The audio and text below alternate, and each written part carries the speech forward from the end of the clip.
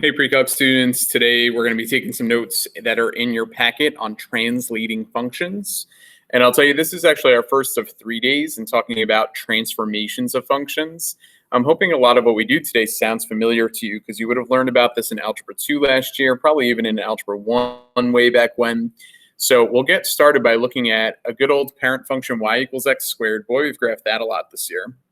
And you might want to have a calculator out because you'll see that I'm going to type this into y1, this into y2, this into y3. I've got 3 different colors that I'm ready to go with, and I'm going to make sketches of what each of those things look like on the axes that are off to the side here. So if I go to y equals, I'm going to clear out anything that I have in there. And then, like I said, type in x squared in y1, x squared plus 3 into y2, and then x squared minus 5 into y3. Once you have all those entered, I don't know what window I've been using, so I'm going to hit zoom 6 and let's see. Okay. Now for me, it's graphing all 3 at once. Okay. I don't like that one's yellow though. That's not great. Let's change this color to something else. Let's do kind of like magenta or something. Yeah, magenta's a good option. Yellow I thought was tough to see on the screen. So mine is going to graph all 3 at once. I'm guessing yours will go 1 at a time. The only reason is that my calculator is in simultaneous mode. Not a huge deal. Okay, the original y equals x squared, you can see, is the one that has the vertex at the origin. So I'll start by graphing that one. Okay, a good pattern with parabolas for now will be go up 1 over 1, and then up 4 and out 2, just to get, you know, a little bit of an accurate sketch going. I like those 5 points. And the next graph was x squared plus 3. That was the one that got just moved up 3 units right here in red. So go ahead and sketch that on the same set of axes. We got up 1, 2, 3. And by the way, if you don't have different colors, certainly you can just label these on your graph as y1, y2, or write the equations next to them, okay? All right, so we've got that for x squared plus 3, and then the last one, x squared minus 5, that was the one that got shifted down 1, 2, 3, 4, 5, and then you go up 1, out 1, and up 4, out 2, like that. And that's a really quick way to graph each of those. So the whole idea is thinking of this, okay, if this is called the parent function, what's happening to the parent function when we add 3 and subtract 5? Well, I think it's pretty clear, right, that in one case we move up 3, and then in this case we move down 5. But let's just confirm that conclusion for the next example, where we start with a different parent function. So the parent for this one in y1 is radical x. Now here's the deal. I think you guys pretty much know what's happening here. So as long as you know what this looks like, you don't necessarily have to use the graphing calculator. But radical x is going to have 0, 0 on it. 1, 1. Square root of 4 is 2, so 4, 2 is kind of a nice point to use as well. So there's my parent, y equals radical x. Then we got radical x plus 3, so take these and shift them up 1, 2, 3. Okay, carry that across. That's what the second graph would look like, and certainly, even though I'm not necessarily using the calculator for this one, you can confirm these things using your calculator. Last one, move it down 1, 2, 3, 4, 5. Okay, copy those same other points over, and that's what the graph looks like. So now that we have all of those sketched, in the bottom we have a quick conclusion section, and what I want to write down is y equals f of x plus k. Would be an example of something that's a vertical translation. Okay, a translation is a shifting of the graph. So certainly if we have this value k on the outside of the function, that's going to move the graph up or down. So positive k, what we saw in those cases is it goes up that many units. And of course, for negative k, we're going to go down. So pretty quick and easy conclusion. If you in general have some function plus or minus k, it's going to move up and down whatever k is. All right, let's go on to the next page. On the next page, we have the same parent function to start, y equals x squared. So actually start by making that sketch again, start with that origin vertex, and then up 1, out 1, up 4, out 2. There's the parent. Okay. All right, now that I have that sketched, this looks a little bit different now, right? We have x minus 3 squared and we have x plus 4 squared. If we're talking about translating, we just moved up, down. So I think it's probably a likely conclusion that we're going to move left, right in these situations. But which direction is it? Does minus 3 just take this whole thing and move it to the left? I don't know. Let's check it out. So if I go back to y equals, leave x squared in there. But in y2, clear that out and change it to parentheses x minus 3 squared.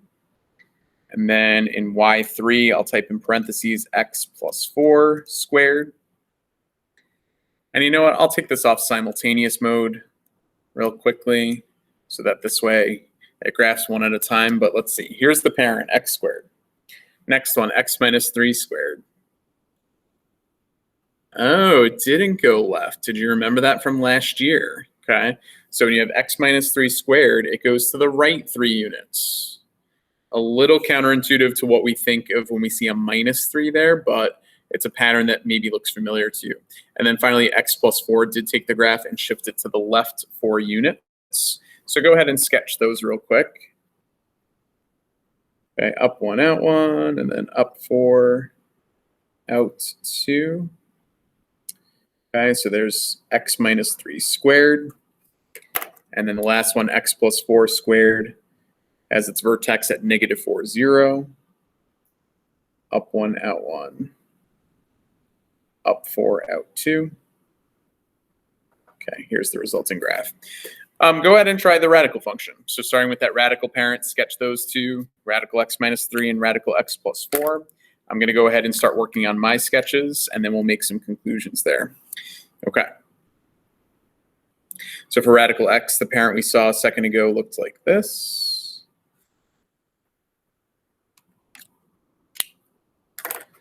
For radical x minus 3, we now know that that's going to take this graph and shift it 3 units to the right, 1, 2, 3.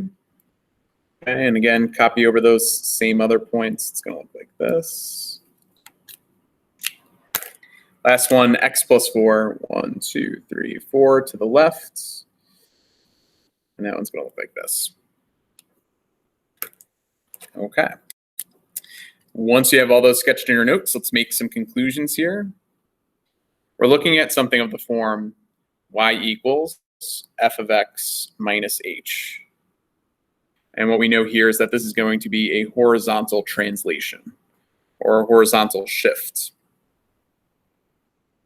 And it's going to go in the opposite direction of k. So when h is a negative number, if it's x minus 3 or x minus 2, this is actually going to take the graph and move it to the right.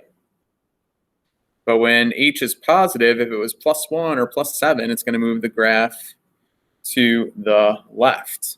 And that's pretty much the gist of today's lesson. We're now going to apply these concepts to a variety of functions. But as long as you understand translations, which is left, down, up, right, then that's going to be good enough to get you through today's lesson. So let's go ahead and take a look at some different parent functions, and we'll describe the translation that takes place.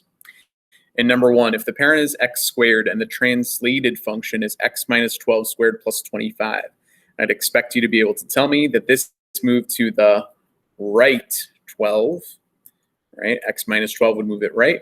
And then with the plus 25, that's going to move it up 25.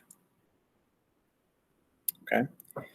Same idea for the others. If you have an x cubed as the original, x plus 10 cubed minus 15, this one's going to go left 10, down 15.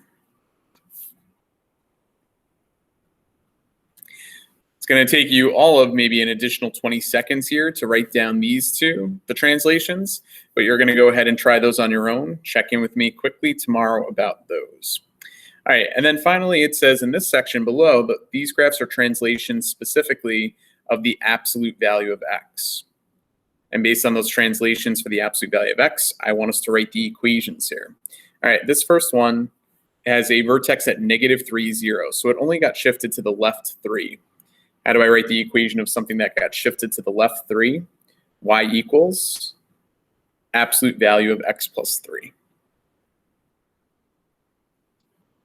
Make sure you put y equals for each of these examples because you want to make sure that in the end, you're writing the equation of the graph. Okay. How would I do something like number 2? We went to the right 2 and we went up 1. Okay, new vertex is at 2, 1. So how am I going to write the equation? To go to the right 2, that happens on the inside of the absolute value. We need x minus 2 on the inside. How do I move up 1? Put plus 1 on the outside. I'm thinking those 2 examples are sufficient enough that you guys can try these 2. Try 3 and 4. It's going to be a pretty short lesson here. We got one more thing to talk about. What if it's an unknown function? I know this graph is already graphed for you in your packet, but what if I don't know the equation for f of x? This is just some graph y equals f of x. How would I sketch the graph of y equals f of x minus 2? Well, you're going to take the graph that we just see on the left here, and you're going to move it down 2. And that's it. So this point was at negative 2, 3. Now it's at negative 2, 1. The point that's at 1, negative 2. Now it's at 1, negative 4. And then this point at 3, 1 is now at 3, negative 1. And if you copy over that same pattern, you get a graph that looks something like this. Okay. Let's go on and take a look at f of x minus 2. So if you have f of x minus 2 where it's on the inside, just make sure you're careful about this. This is one that moves everything to the right 2. Okay, so when I take everything and move it to the right 2, negative 2, 3 is now 0, 3. 1, negative 2 is now 3, negative 2. And 3, 1 is now 5, 1. And by the way, these transformations are all going back to the original graph. So don't go back to the last example and move it to the right 2. We're always going back to the original graph of f of x and transforming in that fashion. All right, so we got this line going down, come down to this point, come back up, horizontal from there. All right, I'm going to do one more. Let's do this one because this one just has a combined transformation. The plus 2 on the inside suggests we should go left 2, and then finally move everything down 1. So just follow that pattern. At negative 2, 3, you got to go left 2, down 1. From 1, negative 2, left 2, down 1. And from 3, 1, left 2, down 1. So the last graph that you have to make here, the constant part's going to be right along the x-axis there. Okay? So a couple quick things that we're going to recap tomorrow. You're, of course, going to try those 2. Anything else that we left blank in the notes, we'll review really quickly here. And then we'll get to some practice with homework. Next lesson is going to be on other types of transformations that are not translations.